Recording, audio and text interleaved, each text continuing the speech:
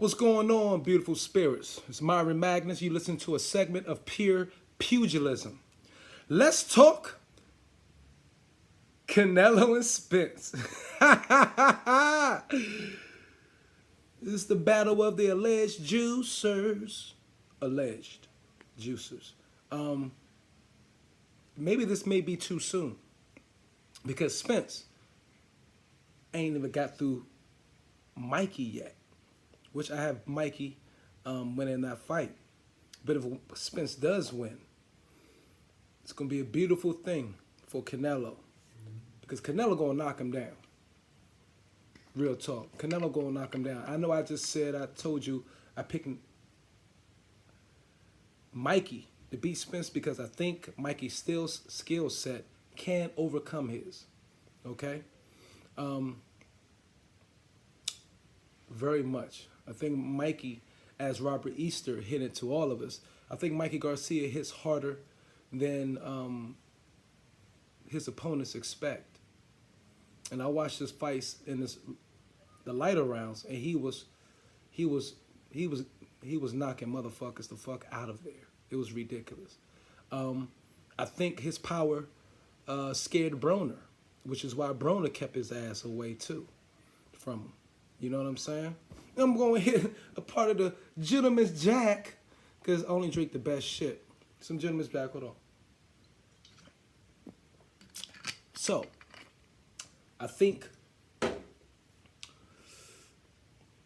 Mikey beat Spence.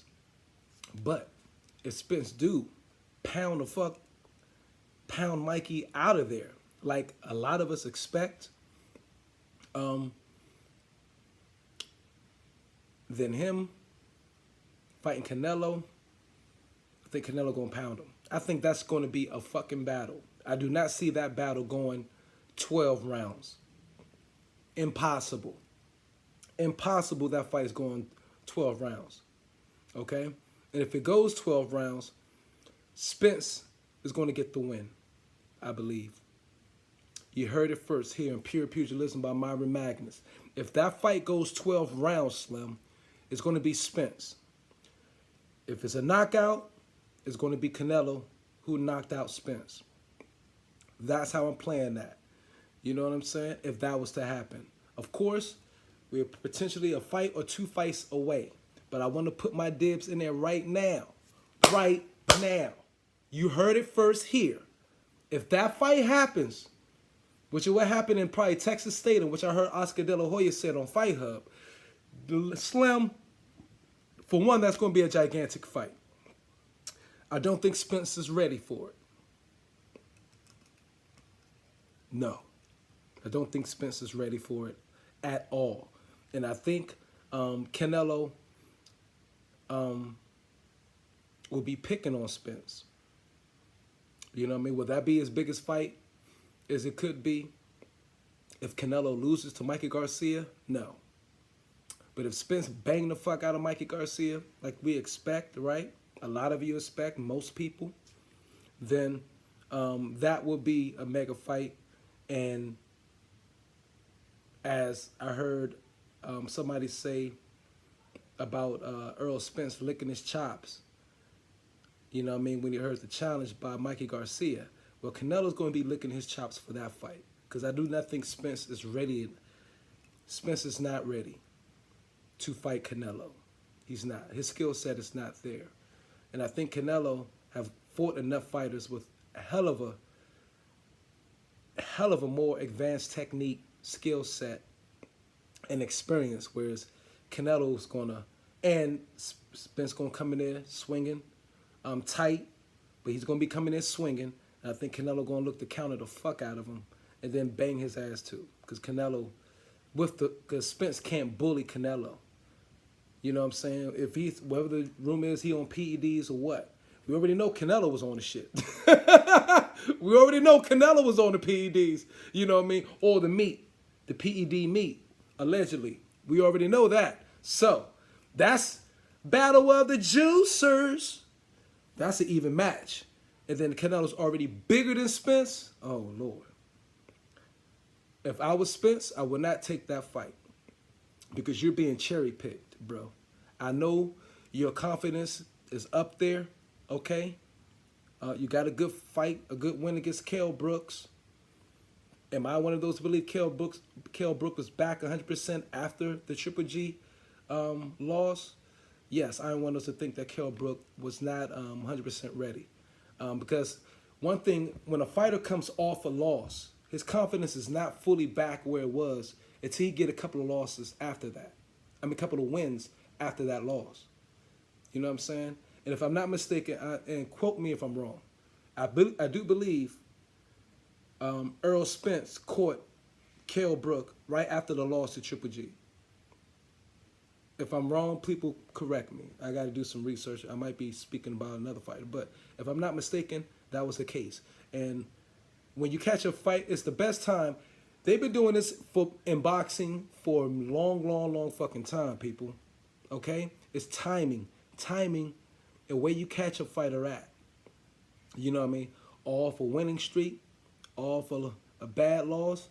Timing plays a great deal in how promoters, okay, set fights up for the fighters that they're promoting, because they're looking to set them up. If the promoter and the fighter is in good stance with each other, okay, if they're in a good relationship, he's going to set up and look for the fighters to catch them at certain current positions mentally. Boxing is a mind sport, believe it or not, okay? So it's very, very important where you catch a fighter. Like, for example, Cotto should have never taken that Pacquiao fight. Why? He wasn't ready. And his father told him he wasn't ready. After the loss against Margarito, Cotto was not fully recovered from that Margarito loss, even though Margarito probably had his gloves loaded in the Cotto fight. I wish they can go back and take that shit, you know what I mean, bring that back. But that beating happened. That beating happened. Margarito took a little bit out of Cotto in that fight. You know what I'm saying? Because he didn't finish it. So, and his father was telling him, yo, we need a few more fights before we look for Pacquiao. He left his dad. First mistake. First horrible mistake many boxers leave. Okay? Never leave the trainer, a family member, if they've been with you from the get-go. Because they're going to look for your best interest all the time. A lot of boxers fuck up. Okay? And then some other motherfuckers that got in their ear. And they leave their father or blase. Roy Jones, same thing happened to him. They leave their father and they fall off. See, your family is going to know how to push your buttons, especially if your family was a trainer or was a person who brought you up from the get-go, from the beginning of your career. They know how to push. They know you better than everybody else knows you. And they know how to push buttons on your ass better than any other trainer could ever do, because they know you. They brought you up. It was the same for Tyson and Rooney. Rooney knew how to get the best out of Tyson. It wasn't just, Dick Amato. It was Rooney too. You feel me? And that's the real shit. Teddy Atlas later was too soft on fucking Tyson. You know what I mean? Rooney knew how to get that real shit out of Tyson. And after Tyson left that camp and went to freaking Don King, he never had a real trainer ever since then. He ain't never have no true trainer. Look at the motherfuckers in the corner of Mike Tyson after he left the Rooney camp and the other guys and all that. The Dick Amato set him up with. He never had nobody after that. So what I'm saying is, I don't want to talk every day. I want to keep the video short. It's very important, the timing, you know what I mean, where you catch a fighter at in their career, whether it's after a win, a good win, or after a bad loss. You know what I'm saying? And they knew the timing was ripe, you know what I mean, to go ahead and for Pacquiao to go ahead and challenge Cotto then, because his confidence was all the way back. He only had like one set-up fight between the Pacquiao fight. He wasn't ready, you know what I'm saying? And his father wasn't there, who he came up with all his entire life. His father not bring the best out of him. You know what I mean? Because they know fully what you're capable of. But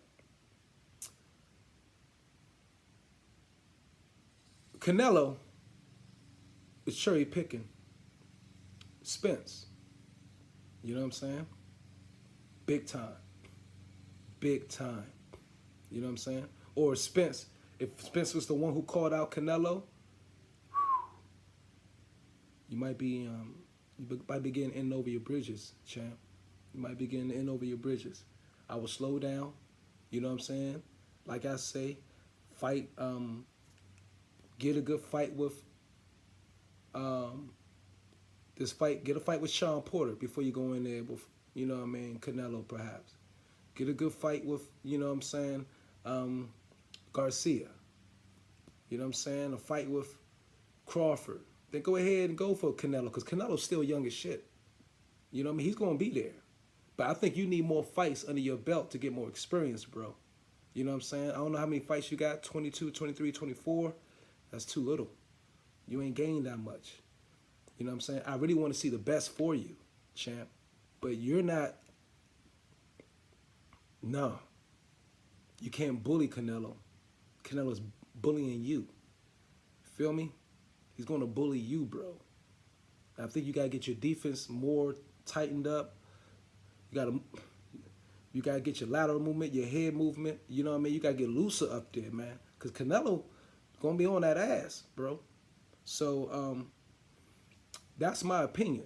You know what I'm saying? I don't mean to jump the gun, but I want to get the first one in. Again, I'm telling you right now. And be honest with you, I said Spence would get the victory in the 12th round. I don't even know, Spence, if you can get Canelo. I don't think you got the power yet to get Canelo in a 12-round decision if it's close. If that's a close fight, bro, that's a loss. That's a loss. Or they set up for a draw for an excellent rematch. Y'all bank that shit 2 times in a row, champ, and get that money. You know what I mean? But I'm picking you. I'm thinking if you go 12 rounds, hopefully you can get the split decision. I doubt it against Canelo. But maybe he lost a little bit with this PED shit or this, you know, this meat shit. But if anybody get knocked out, I think he's going to knock you out, bro.